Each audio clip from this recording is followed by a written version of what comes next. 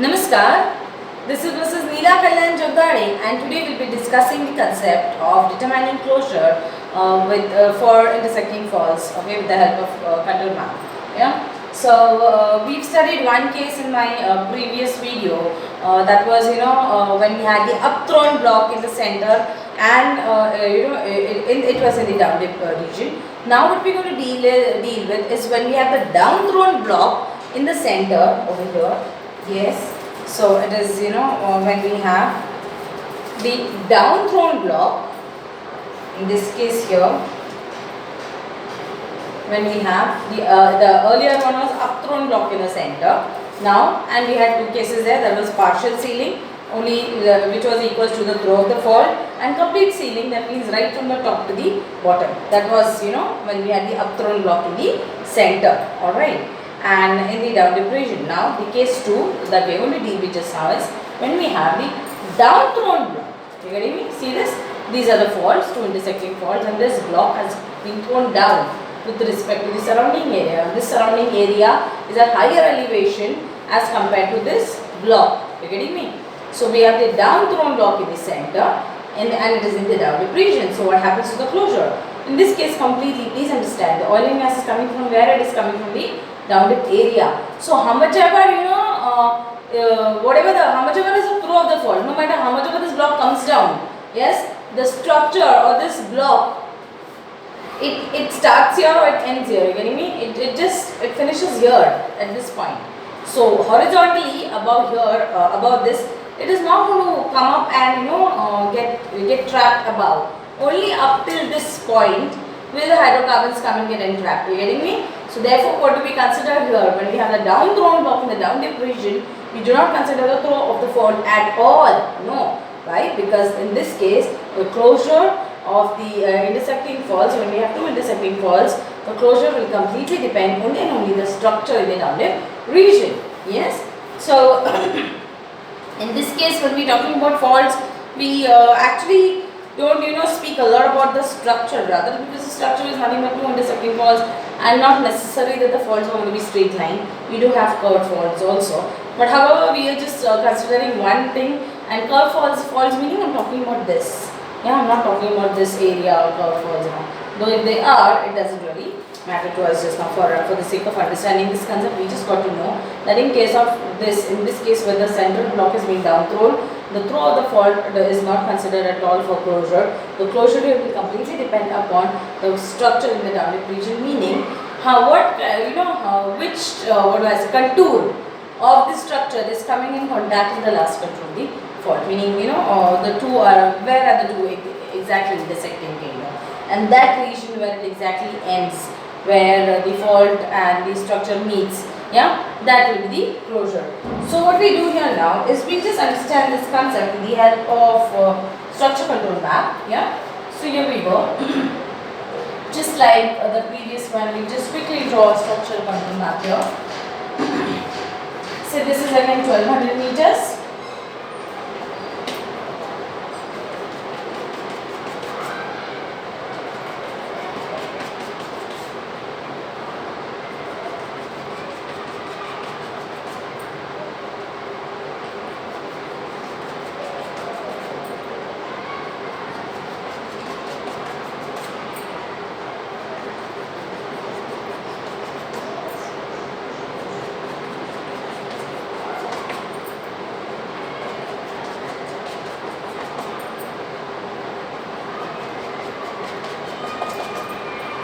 So here we go.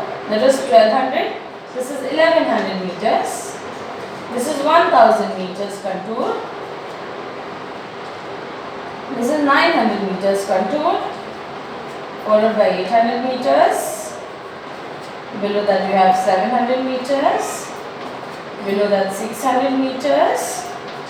Below that we have 500 meters. Below that we have 400 meters. And last you have 300 meters contour here. Yeah, and we will quickly draw a fault. Yes, two faults rather which are intersecting. Say this is fault R, S, and the other fault is R, and this is T. Yeah. So you have two faults, RS and RT, and the two are intersecting, and this area has gone down. Now how do we understand that? For that sake, what we do is, okay, I'm just going to make a small change here in my figure, just for more better understanding. Yeah.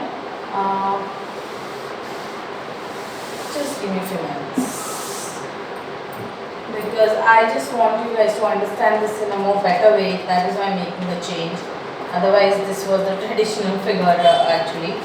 Yeah, but I want you guys to understand this more properly. Yeah, so here we go. So this is 1200 meters. So above that you're going to have 1300 meters. But in between somewhere, here this point, I just drawing this. You'll know why in a few minutes. Why am I drawing it? So this is RS, fault RS, fault RT. This is fault RS. This is fault RT. Yeah. And this is 300 meters contour,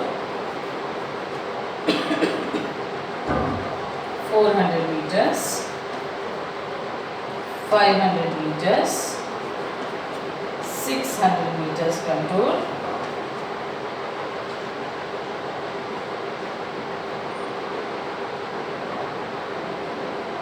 400, 500, 600, 700.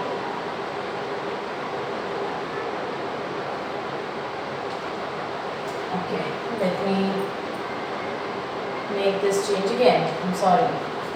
I just wanted to make this more prominent and more clear, but I think I will do this again. Yeah. So here we go. That is first the dotted lines for your normal contours of the surrounding area. We just clear them all. Yeah. And then we go for the fault, which is RS. Let's take it the way it is traditionally. Yeah. RS. This is called RS, and this is called RT. The two are intersecting. This is 600 meters contour. After that, the above one you will have, this is 700 meters contour. And this next, this is 600, 650, 700, 500, 550, 600, 400, 450, 500. So like that. If this is 700, or rather we go 300, 350, 400, 400, 450, 500, 550, 600, 650, 700. This next will be 750. So this point here is at 750 meters elevation. Yeah. And in this case, we just have one case when we have the down thrown. Now see, how do we know it is down thrown? Now looking at the contour values, one thing is very clear. 750 meters contour is coming in contact with 1200 meters contour. 700 meters contour is coming in contact with 1100 meters contour. 600 meters contour is coming in contact with 900 meters contour on the either side of the faults. Therefore, we come to a conclusion that this block has been thrown down. So we just write here down thrown block.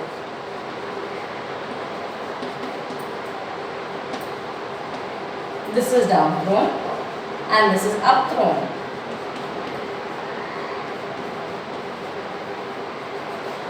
This is also up thrown. Yeah. Now, in this case, as discussed earlier, and now we've understood also that when we have the down thrown block in the center, in the down dip region, there's just one case, that is complete sealing. And in case of complete sealing, it is not dependent upon the throw of the fault, though we'll just write for the sake of understanding how much is the throw of the fault. Say this is 750 and 1200. So the throw of the fault is how much? 450. So we just write it. Throw of fault is 450 meters. Yeah, but the closure will completely depend upon the structure, meaning what is the last contour that is coming in contact. Yes, minus subtracted by the highest value. So just like we done in the previous one. So we have 750 meters contour which is coming in contact with 300 meters or rather I'm sorry, I should be saying coming in contact. We subtract 700 meters, 750 which is the highest value. If you understood this, it is like this. This is say 750. Just for the sake of understanding, this block is being thrown down. So this value here is 750 and the bottom one here is 300 meters. That way. and the entire area inside is going to act like a closed area. Yeah. So what you're going to do is you're going to mark this with green, and you're going to write lower boundary of the closed area. That's it. No complete ceiling, no partial ceiling.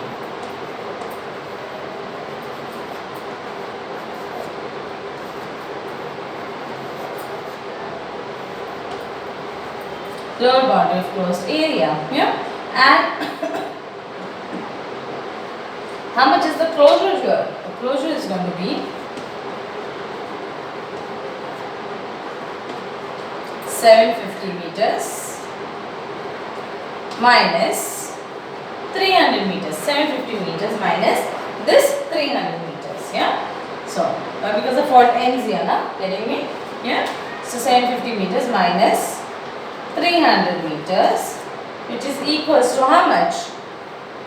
300, 400, 500, 600, 700, which is 450 meters again. But it is not dependent upon the throw of the fault. Yeah. Though the throw and the closure are the same, it is not dependent upon the throw of the fault. Please understand this. Yeah. So this is the case when we have the down thrown block in the down dip region, and it is in the center, and when the two faults are intersecting. So we stop here for now. I hope you've understood this. Rather, you have understood this. Yeah. Thank you. Have a wonderful evening.